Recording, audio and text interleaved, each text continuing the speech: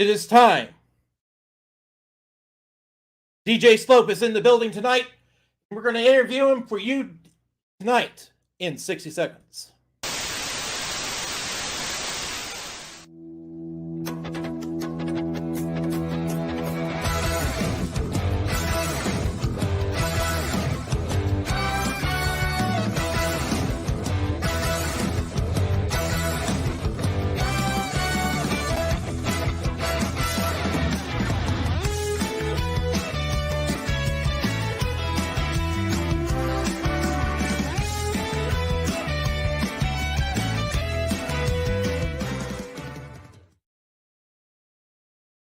This is the W2 Report with Sanji Homura. Here's Sanji.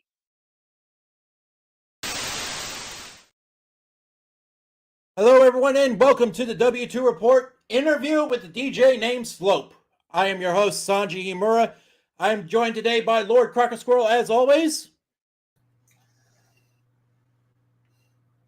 And Mr. Thomas, again, as always. Hello. And let us bring on the star of our show this week, Mr. DJ Slope. And, hey, how are you doing, peeps? You all good? Yes, we are doing excellent today. Yeah. I apologise to everyone that's watching live. It's my fault that we're live. I sort out the kids a little bit earlier on and get them to bed. But I'm here now, and I'm all yours. All right. Mr. Crocker Squirrel, you are our primary interrogator for this hour. Take it away. So let's, I kind of like to do a little bit of history going on here. How did you get into video games and actually get started doing all of this? I know you and Larry for a while. What, do you want me to go back and tell you like my first memories of gaming, or like how I got into YouTube? Is that what you're asking? Whichever you prefer. I'll take either. Okay. I mean, I suppose the easier one there is when I got into gaming. I mean, as long as I can remember, I've had a computer. I had the Amstrad CPC 464. I think I got that a year or two after I was born. Just playing games on tape back in the old days. And they're my earliest memories, playing games like Bridget, which is a terrible game, and Oh Mummy, which is actually not a bad game to say is your first game for a home computer, at least. So it's one of those two. I can't remember exactly what one it is. For comedy's sake, we'll say Bridget, but I like to think it's Oh Mummy. They're my earliest memories, at least. So yeah. So and I suppose getting into YouTube, I suppose. I mean, for me, I did like many people. I was really into the gaming historian type people online, gaming historian himself, AVGN, all those sort of people. But I remember as much as I was fascinated by it, like a lot of my real world friends are not that interested in Commodore 64s and ZX Spectrum's histories and NES history and all the other stuff. But I found a lot of people online that were interested in that sort of stuff. And I remember going into a retro game store here in the UK, a retro game shop, and hearing someone talk about a young, like maybe even 20-year-old, talking about how back in the 90s, Super Nintendo ruled the roost, and Mega Man was like the big name for retro gaming, and how there was Atari games in the desert and the video game crash of 1983. And I was just sitting there and I'm thinking to myself, I was overhearing it and I'm like, none of this is our history. And I didn't know of many YouTube channels that were talking about the UK history scene. So I thought, I'm going to do it myself. And it took me a long time to pluck up the courage to finally release a video. But yeah, that's what I did. I wanted to talk about the retro gaming history and obviously all my history, which is a bit more worldwide with Sega stuff as well. So, and that was it. And it just went from there. All right. So I know you were hanging with Larry for a while there. Yeah. How'd you get in touch with him, and why you guys kind of split here a couple of years ago, I think? No. I still talk to Larry. I chatted to him not long ago, actually, a few days ago. I think it was maybe a week ago. I mean, obviously in my earlier days, it was really cool to speak to Larry because he was one of the many channels that I looked up to. And he's I can't remember. Maybe I commented on a video of his, or he commented on a video of mine. That sounds more realistic. Either way, somehow we started chatting on Skype. Somehow, I imagine he contacted me on a video, I'm guessing. But either way, yeah, we chatted away. He really liked my stuff, and asked if I wanted to do work for him, like if I wanted to do editing for him. That's how it started, me editing for him, and then I started putting my content on his channel, which was good, because obviously that got more eyes on my stuff, and it also pushed him up as well, because he was at the time not putting out a lot of content, and obviously with my content and then his content as well, which for the most part I was editing. He had a few other editors as well. It was able to help him out and help me out, and it got to a point when my channel had grown up quite considerably, as his did as well. And yeah, we didn't split ways, as in we didn't stop talking to each other as such, but like, it was, I was essentially looking after not two channels, because obviously he still had other people looking after his channel as well as me, but I really wanted to focus more on my own channel, and that's where the split went, if you want to go that way. But we didn't like. Well, that was kind of what I was thinking. You stopped appearing on one another's channels a while back, and yeah. I mean, I remember going on places like Reddit and stuff when people would be talking about, oh my God, have you seen, Larry's latest video? And it would sting a little bit, because I'm like, no, that's one of my videos. I edited that. That's my voice. And I think that's why a lot of people think that me and him sound the same, is because you sound like Larry. Like, no, they were my videos, so I sound like me, just on his channel. That's what it was. Now, just for a fanboy perspective, please tell me that when Larry is on a Skype call, he goes, "Hello, you." He's a bit like I suppose people like Ashins and a few other people like that. It's quite awesome hearing them, because they sound like they do in the videos. I mean, obviously a little bit exaggerated, but very Larry, you still get that sort of high pitch, but all at the same time grunty tone from him. So yeah. I may have got an occasional hello you from him, or hello you, but I did once have both Ashins and Larry in a call and requested, and they did it. I got a hello you from both of them. That was one of my proud moments, that was, getting them to do that in unison.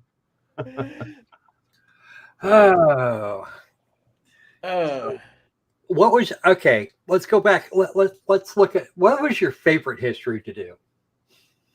In regards to the complete history series, like my video gaming ones. Well, let me think. I mean, Streets of Rage was my first one. Which you redid recently. Which I redid, yeah, a year or so back. And I mean, that was fun to go back and do. Like that was so much fun to go back. I've done so many videos. I actually need to click on a playlist of my own stuff just to see what I've done. I'm near 100. Oh, Castlevania was amazingly. I really enjoyed doing that. I really enjoyed doing Castlevania. I mean, yeah, I'd say Streets of Rage, Castlevania. I'm working on one right now, Boulder Dash: The Complete History, which is a bit more British based, but that's actually consisted of me getting 4 big interviews and then 2 interviews via messages to create that video. So that one was really, really nice. I was a big fan of doing Gallagher. That was really quite interesting to research. I liked Gallagher. Yeah, me too. I love Gallagher. I think Gallagher's fun. Galaxian, what we got Gallagher after Galaxian. Well, Galaxian just wasn't cutting it. You got Galaxian after Gallagher, didn't you? It went that way. Gallagher came first. Yes, I know. Yeah. I think that's what I said. Right, sorry, my bad. And Pac-Man. I love doing Pac-Man. I thought Pac-Man. Really enjoyed doing that. I'm looking back through now. Dizzy, I was in love with creating Dizzy. In fact, the Dizzy: The Complete History, I had a message from the creators, so the Oliver twins. They're the people that I interviewed and created that video, because it's all about them. They were the people that came up with the games. But I had an email from their dad thanking me. Oh wow! Which I was like, oh, that's nice. That's nice. that was good. Yeah. There's plenty of others, but yeah. Let's give Sanji one here. Okay, forgive my little fanboyism for just a minute. I absolutely love I absolutely love your consumer advocacy videos in the Kick Scammer series. Sure. What kind of led you to make Kick Scammers in the first place? Yeah, well, basically, I was just fascinated with Kickstarter.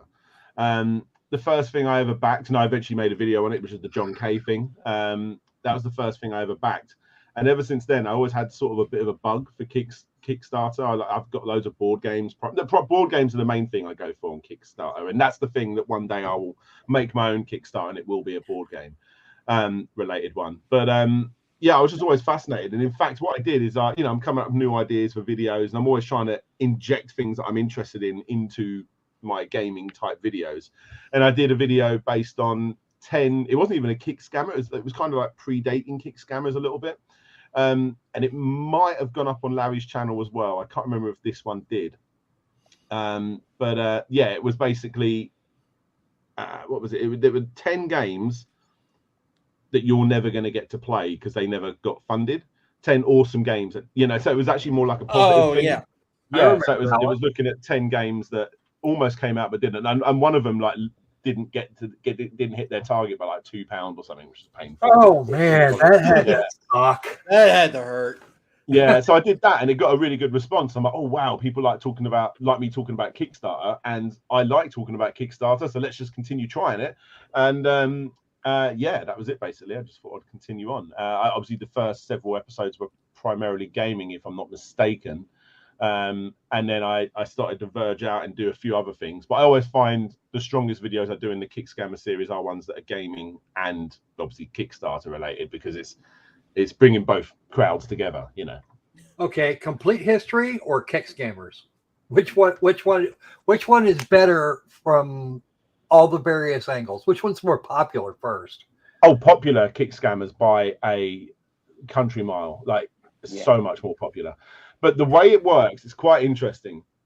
So I'm sure you guys know when you release a video, it instantly does well and then tails off.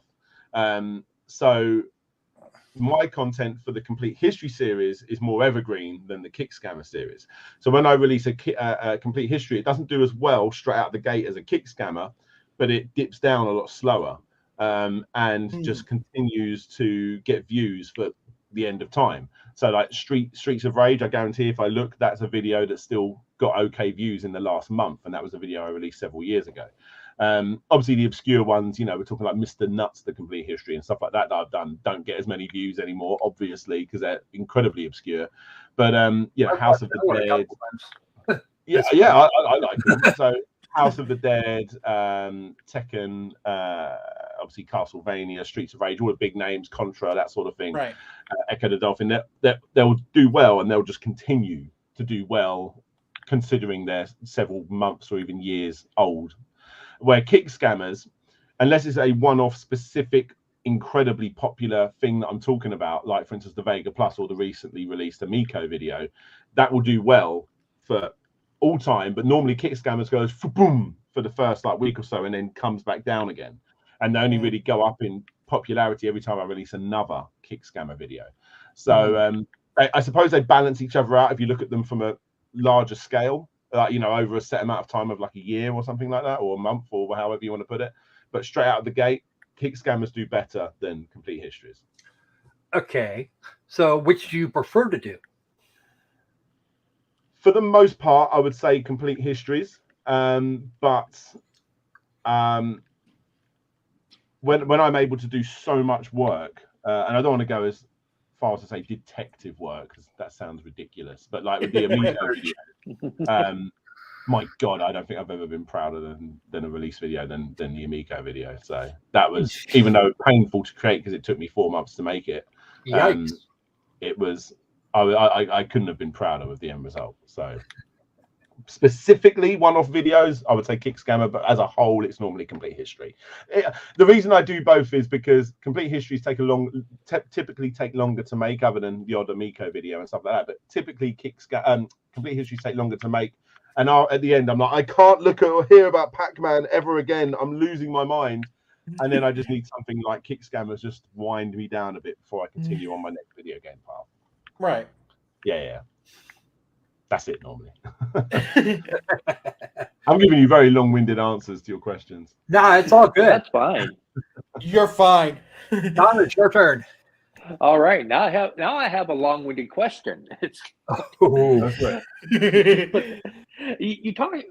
One of the things I noticed, especially about the Kick Scammer series, is how deeply you get into it.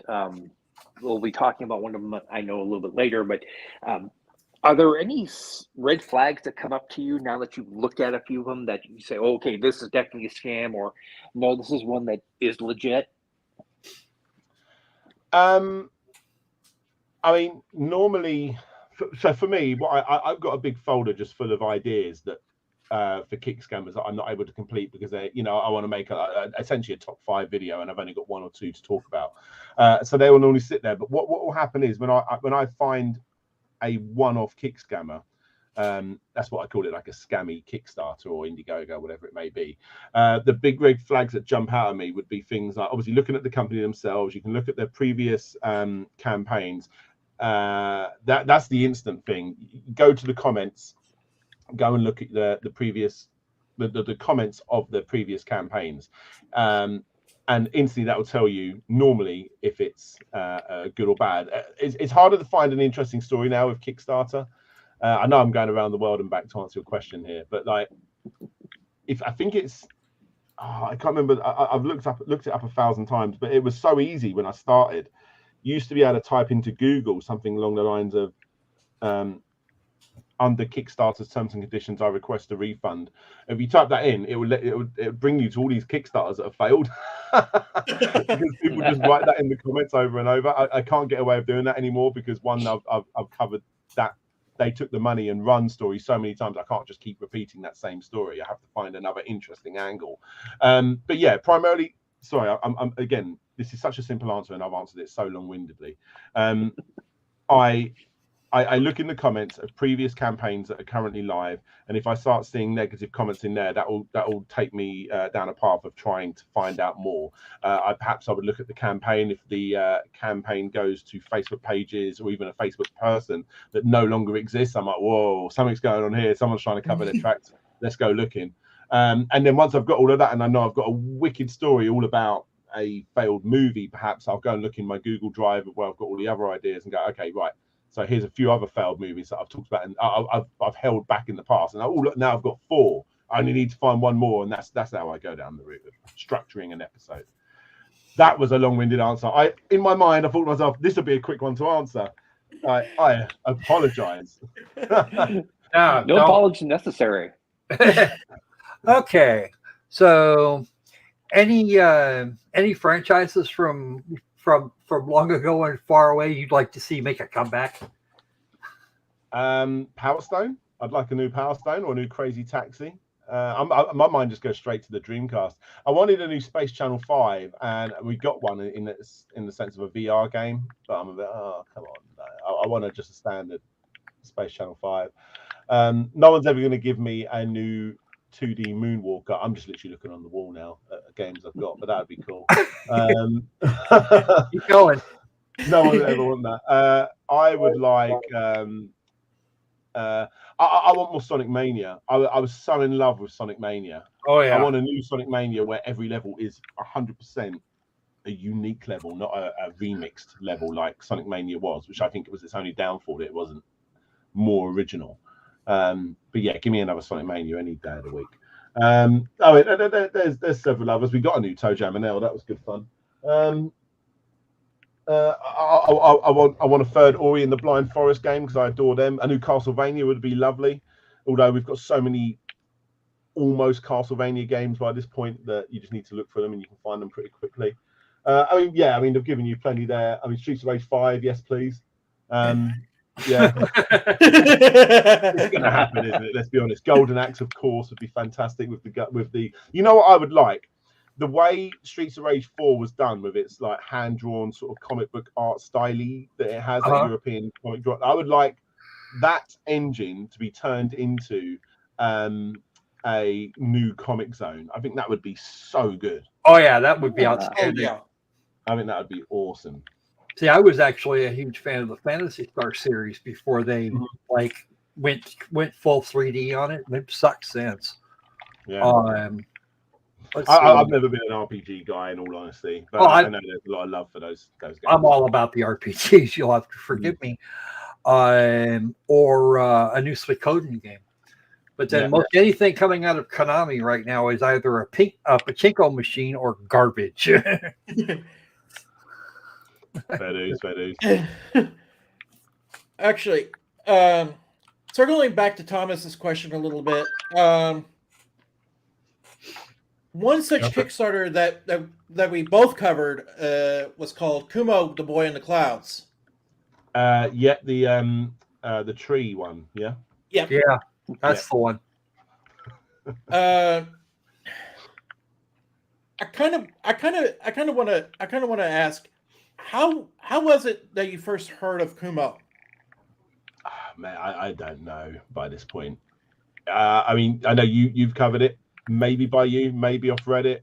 I just go into massive deep wells of different forum posts and whatever else, and sometimes I'll come across something. I'm like, oh, this sparks a little bit of interest here. Mm-hmm. Might only be a comment on the back of another video or whatever it may be.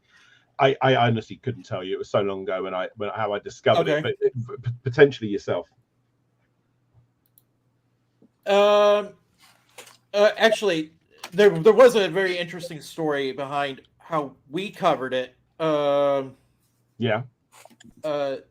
was this developer friend of Benjamin Gregg's called I believe it was called Missini. Right. And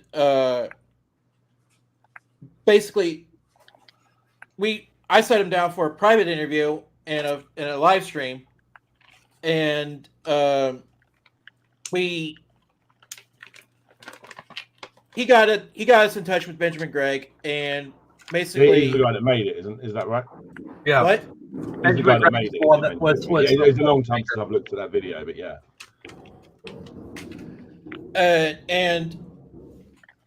And he basically got us in touch with Benjamin Gregg, and we didn't believe what Benjamin Gregg was selling at the time. Right. This is coming back to me as you tell me. But yeah, go on. And so I actually invested the $30 that it cost at the time to buy Rime and independently verify what Reset Era was investigating. Right. Okay. And I know Squirrel was involved with the live stream at the time, and yeah, I pulled the assets from both games and did a comparison. It's pretty good when you can come up with something very close to 1-to-1. Yeah, absolutely. There's no getting around it, is there? So I had it up in 3D Maya and everything. Right. That's some hardcore. I'm guessing what I used in the video then was your detective work in that sense. You used audio clips from Benjamin Gregg in the interview. Right. Okay. Yeah. There we go. Then. There we go.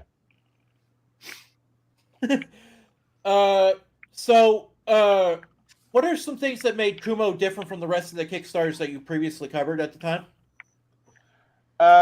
Well, it was an interesting enough story to make it its own, stand on its own 2 feet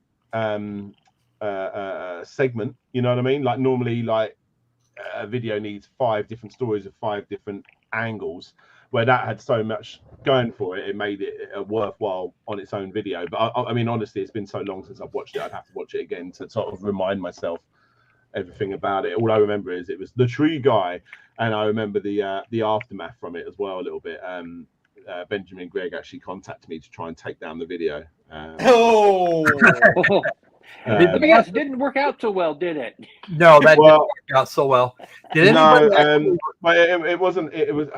I don't remember the exact thing. I don't think it was a takedown request. Well, I suppose it was in a sense, but it was like where you kind of like a bully harassment type thing at first, something like that. And then basically when that sort of thing happens, you get the contact details of the person. So I'd contact him and right, we need to talk about this. Yeah, we had a good conversation. We come to an agreement that the video would basically stay up. The takedown was removed, and we went our separate ways. I don't think there was really much to say about it. I think obviously it's one of those like sort of gut reactions from his part. I believe that, you know, he's like, oh my god, what do I do from this? I need this taken down. And obviously by doing that, you don't think in the long term of the ripple effects. If you take a video down, okay, that one tiny thing you're upset about, I'm now going to remove that and then re-upload the video, and it's going to get even more traction. Let's just leave it where we are, and it just sizzled out from here on out. But yeah, that was it basically. Did anybody bother to request a refund from Kumo? Oh, hundreds of people. I've actually done an interview with someone that's backed hundreds potentially of Kickstarters, and that was one of the things that he backed. And I know he either hasn't got it yet or has only just got his reward. I believe he still hasn't got it though, if I'm honest. No, so not everyone's got it. Not a good. Not a It's good a look. weird one though, because on the refunds. yeah, it's a weird one because obviously I've covered Kickstarters in the past where the guys have literally just like took the money and run, and you know there's like fake names attached. There's no one bad thing about Kickstarter is that they can I think I'm sure it's better now. I've never created one, so maybe who knows, but I've never created one myself. But you at least at one point you could create a Kickstarter, and if you knew what you were doing, you can go on there with a fake persona, and then when the project was finished you can run away with the money. And at least in I'm forgetting his name, Benjamin Gregg, at least in his defense, he is trying to refund everyone. I still don't think he's done the right thing personally, because surely trying to refund everyone is a lot more harder work than finishing a product that wasn't close to finish, but you could at least finish the product to a half decent state. But he's decided to sort of screw his life over a little bit and trying to refund each person individually when obviously the money had already long gone by that point. So it's not the worst by far in that sense. You know, like people know who he is, people can find him if they want to, and he is refunding people, albeit very slowly. Yeah, it's a weird one. So he would have actually had to go back, and for him to do that, he'd actually have to go back and rebuild most of his assets. Yeah. Oh, yeah. Of course he would. Of course he would. And that's tough. Surely that would be easier than going back to work and trying to save up the thousands and thousands that he needs to raise to give people back their money one by one. Like, surely it would be easier because he's got some coding knowledge. Of course he has, and design knowledge. Than just finishing the game to a half playable state, and then he wouldn't. I mean, I'm not saying that that's the right option. Get it to a state where you can release it and therefore job done. But you know, yeah, he would have had a lot. He would have had a lot of work to do, and if he doesn't know how to 3D model, he'd really be in a world of hurt. Oh, of course, yeah. I mean, this is all hypothetical. No one knows his talents, and no one knows what he's gone through or whatever else. So, who knows? Because I think he would probably have a hard time finding a modeler to do the work after that. Yeah. I mean, it's that's what people need to realize is the majority of the time. And I mean, I'm going to be in the same boat one day as well. I've never created a board game before, and I'm working at the moment. It might take a couple of years before I get it to a point where I want to release it, but I'm working on a board game, and I've never created a board game before. Just like this Benjamin, I'm guessing, has never. I mean, like I said, it's been a long time since I've gone back to the video. I can't remember exactly all about it, but hadn't made a video game before. And when you think to yourself, "Oh, I'd like to make a video game. I kind of know how to do this little bit, you know, whether it be coding or whatever it may be. I'm going to release one," and then you realize, "Wow, there's a lot of work that needs to be done." Oh yeah. You know? Oh yeah. That's unfortunately that's a lot of what is on Kickstarter. You back people because you a lot of the time, unless it's like some big organization, like I was looking up at a company this morning, actually, CMON, come on, I don't know if that's the way you say it, but they're a board game company. I keep talking about board games here, but yeah, they've released, I think it's 19 or 29, one of the two different campaigns, and by this point they've just nailed it. They know exactly how they're going to do it. Unless you're backing someone like that, which is going to be a guaranteed thing, you are kind of investing in a person rather than the product until that product is made. Right. And that's that's how I see it, at least. Well, there is one upside to software. You don't have to worry about manufacturing. Oh, of course, yeah, that's true. Yeah, but then you have to. It comes with its own set of difficulties, doesn't it? You have to, especially with a game as such, you need to. You need to pay for people to compose. You need to have people to play test. You need to hopefully pay people to play test. You need to pay people to create the levels and the assets or code if that's not the thing you know how to do. And there's a million other little things as well, storytelling and voice acting. There's a lot of other things that go into creating a game. Unfortunately, yeah, but yeah, they won't have to go into production as such. As actually in producing physical products, but every project has its drawbacks. Yeah, that they do. Yep. Mm. Yep. People think, oh, I'm gonna. You get newbies that are saying, oh wow, I'm gonna make the next huge MMO, and I'm like, no, you're not. Start with chess. If you can make a decent chess game, then we'll talk. Or better, tic-tac-toe. Let's start there. Because I know I had to do that one before anybody took me seriously. So Yeah. You got, it's a tough one. It's a tough one. Maybe it's weird because you almost like, when you're creating a video game yourself, you need to fail a few times before you get it right. I'm assuming the same if you're making music or whatever it may be. But a lot of the time, people just go straight to Kickstarter for project number one. You need to fail a few times before you realize where you went wrong and where you need to go right next time. Unfortunately, some people go straight to Kickstarter. So. Yeah, that's flat out silly. I've actually myself made a number of visual novels, and not by myself, but certainly I've been responsible for the largest chunks of them. That's it, yeah. That's the way to go. Do that. I know how, but I still know where I'm lacking. Right. There we go. I've had a couple of them blow up. That's good. Oh. Now, going off of I know we talked about scammers. Are there any Kickstarter or GoFundMe people that you looked at and said, you know what, I actually feel bad for them? I created one. I remember. No, I didn't create. I scripted. I remember I scripted an episode for a segment, and I was going to do a top 10. I think it was because they're all quite small stories. I think it was just more on the people rather than the product, like interesting people. I can't remember. It was a really long time ago now. And after I created the video, by this point, I'd found this person's all of their social media accounts and blah blah blah. So I wasn't going to report on that stuff, but it was more for me to find out more about that individual. And I remember in this one instance, I looked them up, and then after I wrote a small segment, which was like only a half a page long, because like I said, they were really short. He was quite. I think he had a few mental disabilities. I don't know if that's the right terminology to use.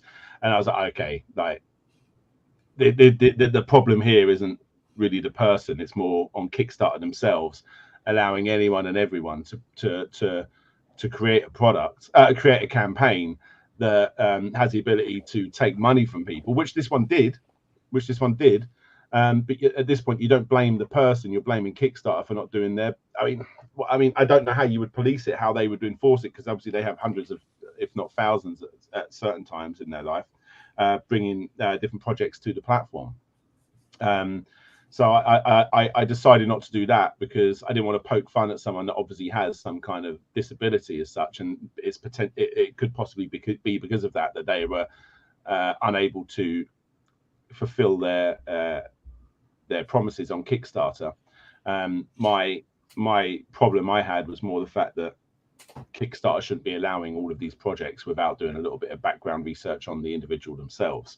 So yeah, that was it really.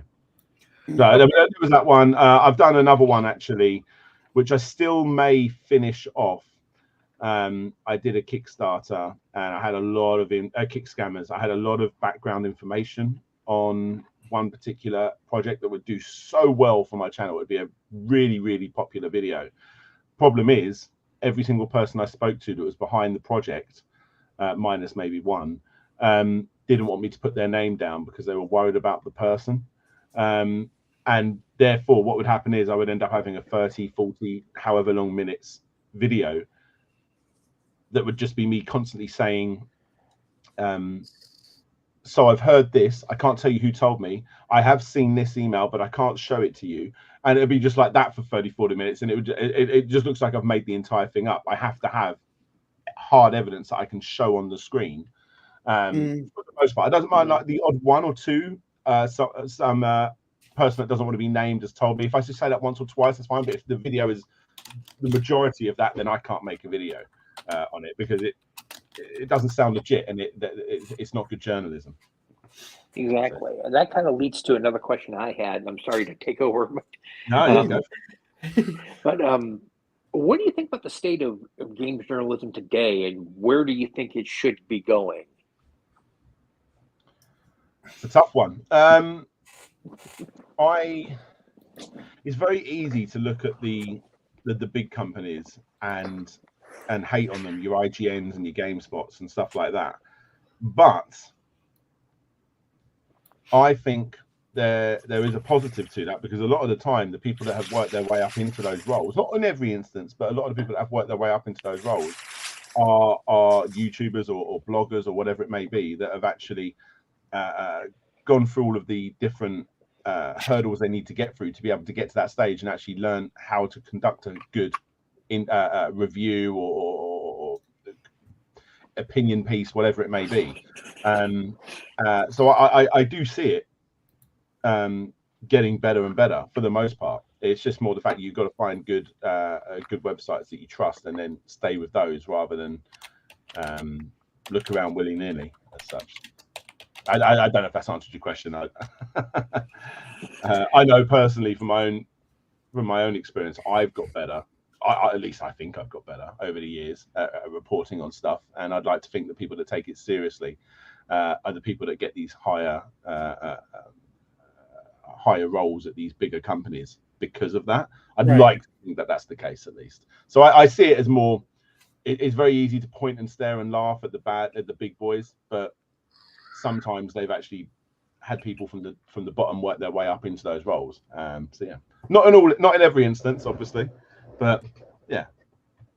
Okay, here's one for you. Is there a complete history you've wanted to do and never gotten around to it? Power Stone was one of them. I just couldn't find good information on the making of it. I actually even spoke to the guy that I can't remember his name right now, but I spoke to the guy that was like the main director, and he didn't want to interview me. Didn't want to be interviewed until I'd gone through. I can't remember who it is. Was it Capcom? I think. Yeah, it makes sense. It's Capcom. Yeah. Until I went through Capcom, got their permission to speak to him. Some people are really by the books. I can't speak to anyone until you've gone through the correct paths. And then that sort of hit the brick wall. Like, okay, well, I don't have any contacts at Capcom, or at least I didn't at the time. And yeah, I just wasn't able to make that video. There's a few like that. I'm going to do Sonic the Hedgehog one day, but it's just such an astronomically big task to do. It'll probably be something that I mean, my vision for that is actually to release, here's the complete history of Sonic 1 or Sonic 1, 2, and 3 or whatever it may be. And then the next day or the next week, it'd be the next set, and then the next set, and then the next set. And I would release all of them in like a space of a month, because it's a complete history that's never going to end, and every year I'd top it up. But yeah, I'll do Sonic the Hedgehog one day. What other big ones have I wanted to do I've never got around to doing? I mean, there's a lot, in all honesty. I remember looking back at Golden Axe, and now I know a lot more about the history of Golden Axe since I made my video, which I think was the third or second video I ever did in the complete history series. Like that, yeah. So yeah, like I'd like to go back and do that one again. Yeah, there you go. Oh, Sonic could actually be a lot of fun. I think when Sonic Mania came out, I think that live stream was kind of a semi history there. Yeah, Actually, I might be able to help you with that. maybe. Sounds good. Yeah, I think when it comes down to Sonic, I've got so many people like willing to get involved with that one. You know what I mean? But it's good, man. I mean, like I say, that's going to be such an astronomically big project that yeah, I'm definitely going to be calling in a few favors from a lot of different people for the different levels, that sort of thing. So because there's so many redesigns and reimaginings from within the history of Sonic the Hedgehog that you can go to different comics and the movies and everything. So now, on the subject of Sonic, what was your favorite and least favorite of those games? Sonic 3 and Knuckles is my all-time favorite game, period. So that's definitely number one. Least favorite, I mean, you take out really obscure stuff like Eraser and really weird like games that were like half found, like from like the Sega Channel days and stuff. Obviously, they're on the low end, or Pico games. I suppose if you're looking at real games, I suppose Sonic Shuffle was a massive disappointment. Sonic Spinball wasn't great either. No, it wasn't, but I've got nostalgia for that one, unfortunately. You know what I mean? Everybody does. So potentially, yeah. I mean, I it's one of those things that I know everyone hates the soundtrack, but I actually think I quite like who is it? It's Howard Drossin, isn't it, that did the soundtrack? I quite like it. I'm looking up. I don't know. I actually even liked. I mean, I bet you if I go back and play them now, they would be dog turds. That would be horrible. But I actually quite at the time enjoyed playing through Sonic and the Secret Rings and the Black Knight at the time. Well, at the time, yeah. 06 was horrendous. I was never able to finish 06. We don't talk about Sonic 06. No, I mean, this is a really interesting video. Obviously, that'd be a really interesting part of the history. But yeah, I mean, I don't know. Shuffle 06, Shuffle or 06 potentially. I think it's because I'm trying to think whereabouts I was in my gaming life at that point, because there was a few years where I'd fallen out of love with, not fallen out of love, but DJing had taken over my life so much that was the one thing I was just 100% focused on, and it was just Wipeout 2097. I'd play that and I'd DJ, and that was just what I did for a year, maybe 2 years. I remember Sonic 06 being a really big deal, and then I finally got it. I was like, what is this? I wanted like Sonic Adventure 3, but it just wasn't. And it really, I was so disappointed solely because I remember looking on IGN at the time. I was living with my nan, and I would go onto IGN and I'd see pictures of what Sonic 06 would look like. Those still like promo images, and I'm like, damn, that looks so good. That looks so good. And then it was hot garbage. Yeah. I mean, it's not as bad as Shadow the Hedgehog. Shadow the Hedgehog was worse, but I had more hype for Sonic 06. Yeah, the hype train. Yeah, well, we don't talk about Shadow either. I'm not even sure where they came, what brain fart pushed out Shadow, but he still has a cult following. Oh, doesn't he just? Have you checked out Sonic Frontiers yet? Yeah, 100% did that one. Oh, cool. Yeah, got all the trophies, all that sort of stuff. I liked Sonic Frontiers, the gameplay, but I could not give less of a crap about the storyline. Even after 100% in it, with all the trophies, I couldn't tell you what the storyline was about. Like, yeah, I found it so. It's why I don't like RPGs, in all honesty. And I know obviously you're a big fan, but like, get on with it. I like my music. Where's the bass drop in my music? Where's the headbanging section of my music? When I play arcade games, I just want to be the racing, Daytona USA. Just get straight into it. I'm like, go. I'll run out of credits. Put some more credits in. Like I don't like slow burn stuff for the most part. Yeah, I've always been a big story guy though, so that's I understand. Where that divide starts. Yeah, absolutely. Yeah, I'm going to do a complete history. I think it'd probably be Phantasy Star. Is that the one you'd want to see the most? Yeah. Yeah. At least those first four. Well, I mean, complete history has to be the lot. It has to be the lot. Yeah, I know. But I you know what? I don't know. Other than on compilations, I'm not sure. I own Phantasy Star 2000 on the Dreamcast. I think. As I was saying, I've never played it. I mean, I've put it in and messed around, but I've never properly played it. No, I'm saying I I don't think I own any have Fantasy Star played games. them all, with the exception of I think the original Fantasy Star Online because it was Japan only. Right. But the new one, when they changed the format, I kind of fell out with it. Yeah. I'll tell a lie. Here you go. I do own a Fantasy Star game. Yes, the black sheep of the family. Right. Okay. Good edition, Good actually. in and of, which was okay in and of itself, but damn, somebody forgot how to write an ending. Yeah, I just love the artwork on these games. I think they're beautiful. But Yeah, yeah, I mean, I got that in a collection of other, because I collect Japanese Mega Drive games. I haven't done much collecting this last year, but yeah, that came with a collection of other ones. I was like, oh, we can get that on the shelf, you know. So yeah, bring the mic back. Yeah, I'll have to sit down and try and figure out how to do that. Maybe I'll bug you. Yeah, that's all good.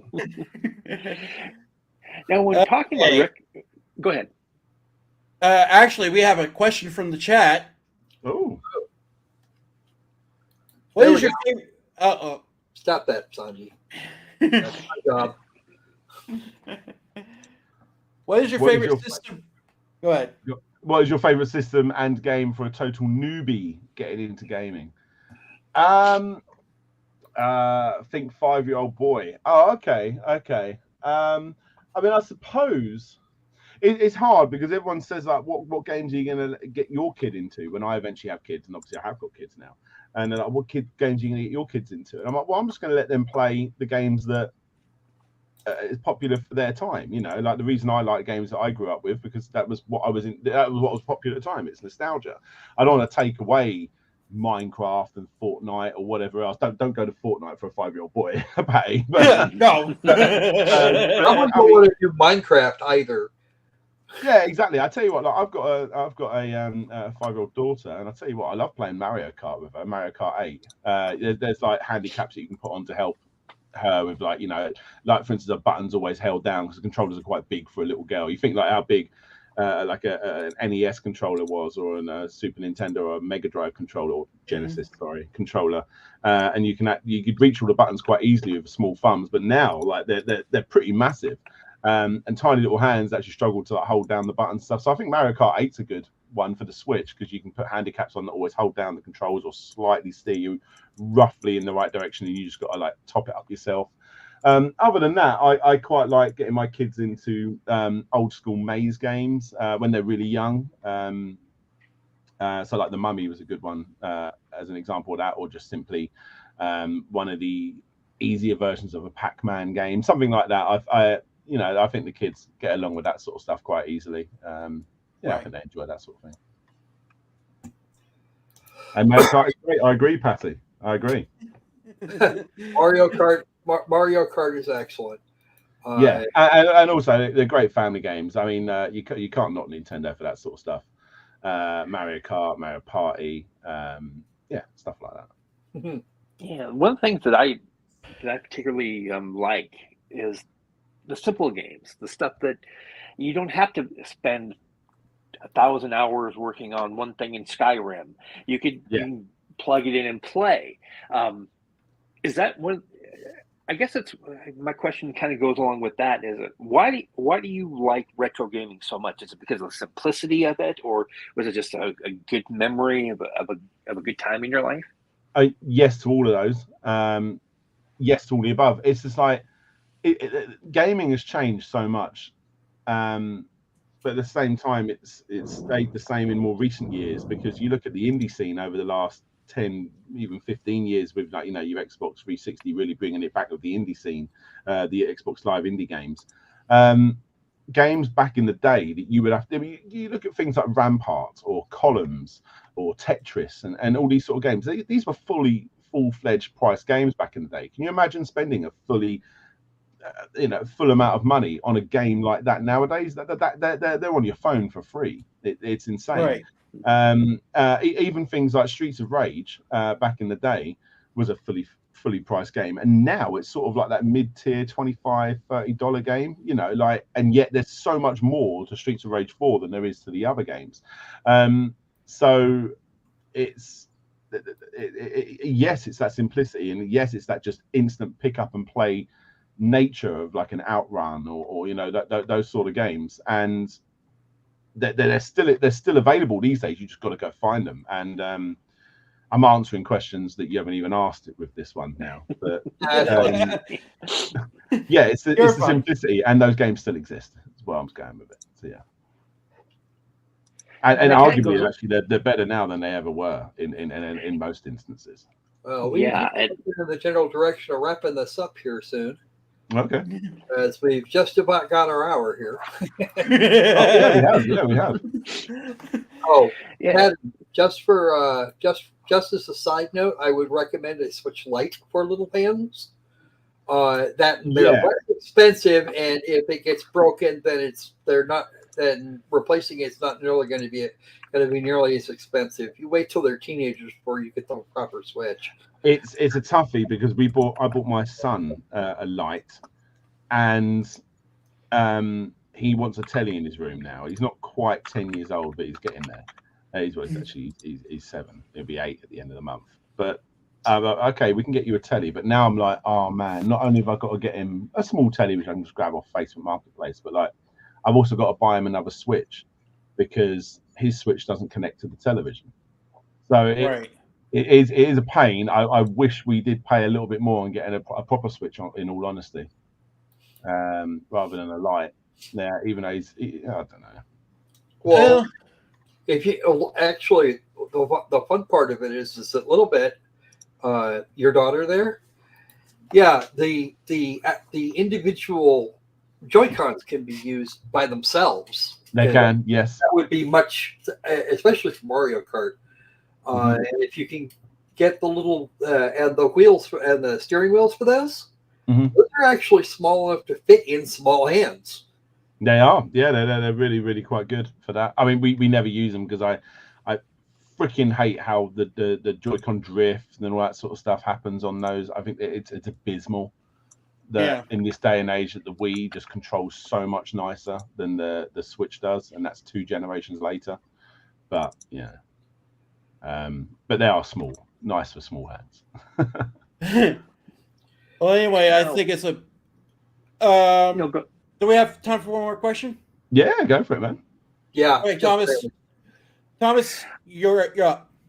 All righty. Going back to indie games for a minute, one thing that I've kind of noticed is that the quality of the indie games have gone up, while the quality of the AAA big money games tends to be going down. Do you think there's ever going to be a point where the indie games are going to be on par, if not superior, to the AAA companies? On par and superior in regards to like the quality of the games themselves. Exactly. Yes. I mean, I think we're there. I really do. Obviously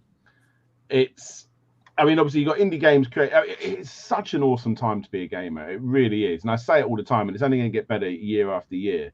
But like, you know, we people in the UK, they reminisce more so than, I mean, it happens in America actually.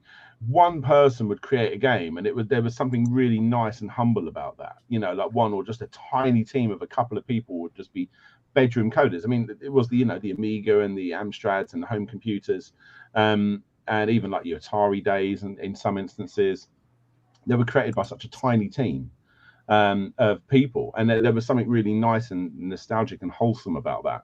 And we're living it again, like one-off people, teams of 1, 2, 3 people, or really small teams can make games now, and they can just absolutely blow up. You know, you got your things like your Binding of Isaacs, which is arguably more infamous now than a lot of AAA games that come out, and that's just one example. Sorry. Stardew Valley, yeah. I mean, there's so many. I'm struggling to think off the top of my head right now, but like, I look on my shelf, and that shelf behind me, that's all Switch games. That's nothing but Switch games on that shelf, and so many of them are indie-based games. I mean, I look on there and I'm looking at things like The Mummy Demastered, excellent. Ghostblade was a game created for the Dreamcast and it's been re-released for the Switch. Patu Box, which is incredible. Dimension Dimension Drive, I forgot what the name was. Even I wasn't the biggest fan of it personally, but Clive and Wrench was a game created by one person. And it's not on the level of Banjo-Kazooie, but it's almost there. And the fact that one person was able to create that it's utterly fantastic. But yeah, the really, really good indie games out there, I think, in a lot of instances, surpass the legacy of AAA games. I think we're there already. I really do. Yeah, in a big way. In a big way as well. Yeah, for the most, if I don't play a lot of games like for my own leisure. A lot of the time I'm playing games because I'm using them for videos or whatever else, like I've been doing all day today. But when I want to sit down and play my own games, it's almost 10 to 1 now for me.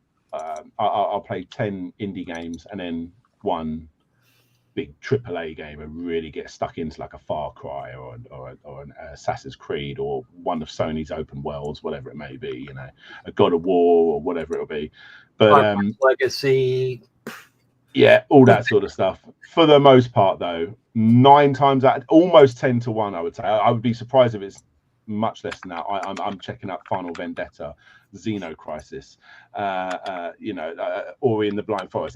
That's actually quite a bigger team as opposed to indie. But all games like this. Toki was a game I absolutely loved. I wasn't a big fan of Alex Kidd as much, but the original game I think is incredibly overrated.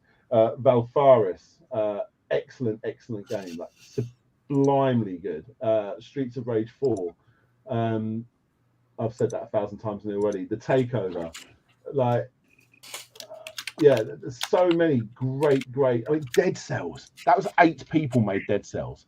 Yeah, like how incredible is Dead Cells? And that, for the most part, people that are into gaming as a big thing, like what I would call our version of a gamer, not even though your auntie probably puts more time into Candy Crush than you do if you put all your games together. I'm talking like a proper gamer. Would probably know and get more fun out of playing Dead Cells nowadays than Far Cry 4 or whatever, from a few generations back. Maybe that's a bad example because Far Cry is actually really good, but you know what I'm saying. Well, any of these AAA open worlds are, they're just kind of a thing at this point. It's just rinse and repeat. I know they add extra stuff and blah blah blah. I'm not taking away from the talent that goes into those sort of games, but it is a very rinse and repeat, and that's why. And I enjoy them. I do enjoy them, but like I can't play every one because it's just the same over and over and over again. But maybe once a year I'll grab one big fat open world and I'll just 100% it. Whether that be like a Spider-Man or a Far Cry or whatever it may be. But yeah, for the most part, it's indie games. I think we are there. 6-hour campaigns. Yeah, let's go there. Especially when you're paying $60-$70 for them. I refuse. Yeah, and I'll tell you what, go back to Kickstarter, like, as much as it's a bad place, a lot of the time, I've had a lot less horror stories on Kickstarter than people would expect. I obviously back a lot of terrible campaigns because I want to keep an eye on them. But for things that I'm actually interested in, things that I actually want for me, whether it be board games or video games, primarily it's that. There's a lot of great stuff on Kickstarter, like sublimely fantastic stuff. I've just got reports of a Switch game I backed will be coming through soon called Sea Rats. It's kind of like a Metroidvania, or I think their marketing have called it a Ratroidvania. But yeah, it looks beautiful. Absolutely stunning game, like beautiful hand-drawn animation. A typical Metroidvania, and they're all pirate rats or something like that. What other ones? There was a game that's like sort of a spiritual successor to Power Drift. You think Power Drift was a game that when it was released in the, I want to say 80s, I'm sure that was an 80s game. Yeah, that was a big team that made that. Now a tiny team is going to make a game that could very well surpass it. Maybe not in style, but in gameplay and the options available to you, it could potentially be a better game than what was released in the 80s. I'm not saying it will, but it could be. There's loads. Irina Genesis Metal Fury is a game I've backed for the Mega Drive or Genesis.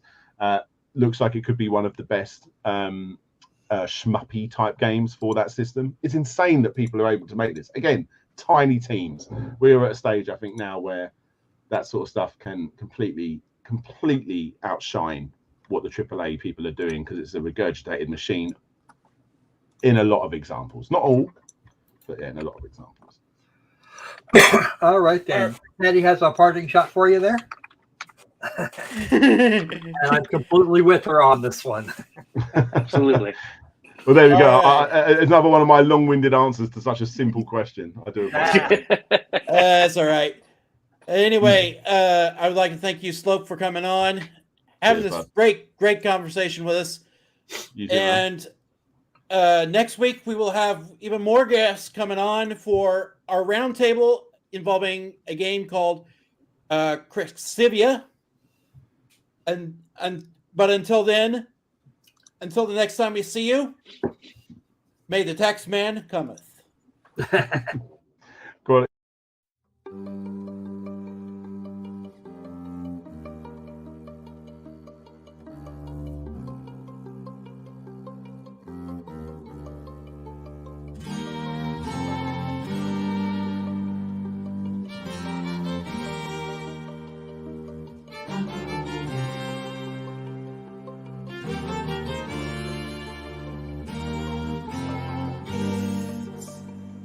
The end of the fight.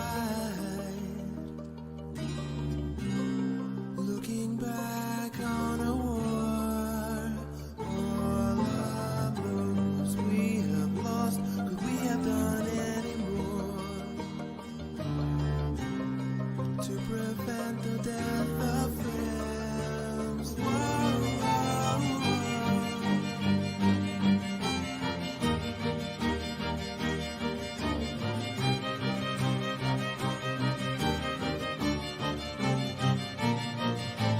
This is not the way the world should be. The destruction of so many lives. Why was it you who had to go to leave us broken and need to grieve?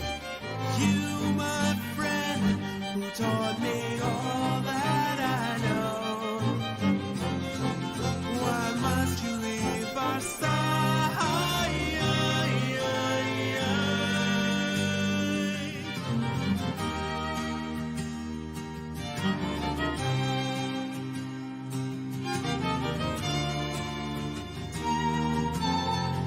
A bittersweet victory. I feel it won't be the end. Since I lost my best friend, how can I face them again?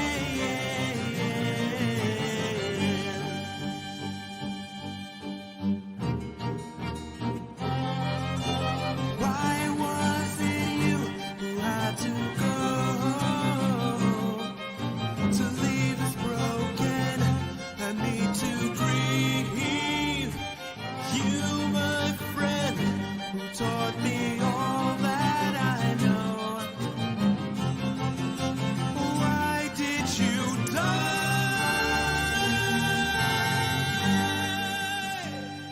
Why did you leave our side?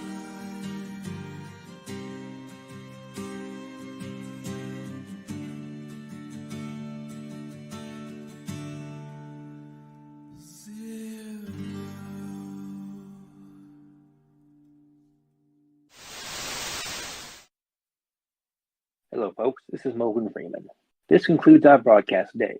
I'm Morgan Freeman. Good night.